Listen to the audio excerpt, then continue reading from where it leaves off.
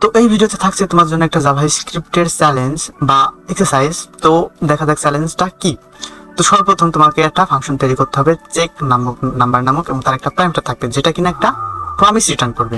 এই ফাংশনটা মূলত চেক করবে যে আমরা একটা নাম্বার দিব, সেই নাম্বারটা ইভেন্ট নাকি অড।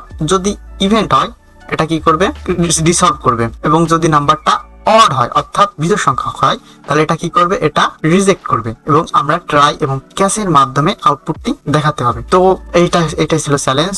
তো অবশ্যই তোমরা এই ভিডিওটা এখানে থামাও এবং চ্যালেঞ্জটি কমপ্লিট করো। আর যদি না পেরে থাকো তো কোনো সমস্যা নাই, আমি এটারও সমাধান করে দিই। তো প্রথমে আমরা একটা solve.js নামে একটা পেজ নিলাম এবং এটাকে আমাদের HTML পেজের সাথে প্লাগইন দিলাম এবং এটা আমাদের ব্রাউজারে ওপেন করব, এবং এই হলো কনসোল উইন্ডো। তো প্রথমে আমরা কি করব, চেক একটা ফাংশন নেব, চেক নাম্বার।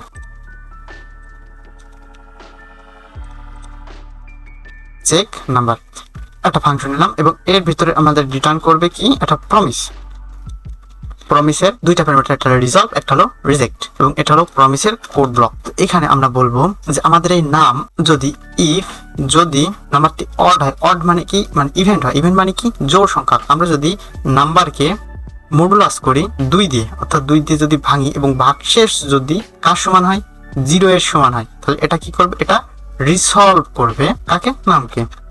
ইলস আর যদি তা না হয়, অর্থাৎ নামকে যদি আমরা তাহলে এটা কি করবে, আর যদি তা না হয় তাহলে এটা কি রিজেক্ট করবে নামকে ইভেন্ট মানে অড নাম্বার হিসেবে। এই ফাংশনকে কল করে দেবো, আমরা এই ফাংশনটাকে কল করে দেবো চেক নাম্বার, এবং আমরা চেক করবো সাপোজ 778 কে, অবশ্যই এটা একটা ইভেন্ট নাম্বার, তারপরে ডট দেন করব, এবং আমরা বলছি আমরা একটা ফাংশন নিলাম দেনের ভিতরে, এবং এখানে রিসলভের জন্য একটা প্যারামিটার ছিল নাম। আমরা একটা প্যারামিটার নিলাম, সাপোজ আমার যে কোনো প্যারামিটার আমরা নিতে পারি, কোনো সমস্যা হওয়ার কথা না, এবং লক করলাম নাম্বার। তাহলে আমরা বলবো দা নাম্বার ইজ, এবং তারপর আমরা নাম্বারকে প্রিন্ট করে দেবো, মানে একে প্রিন্ট করে দেবো। তারপর যদি ভুল হয়, যদি রিজেক্ট করে, তাহলে এটা কি দেবো, ক্যাশ, এবং তার ভিতরে একটা ফাংশন, আমরা এখানেও একটা প্যারামিটার নেব, একেই নিলাম, এবং এটা লক করবে দা নাম্বার ইজ অড।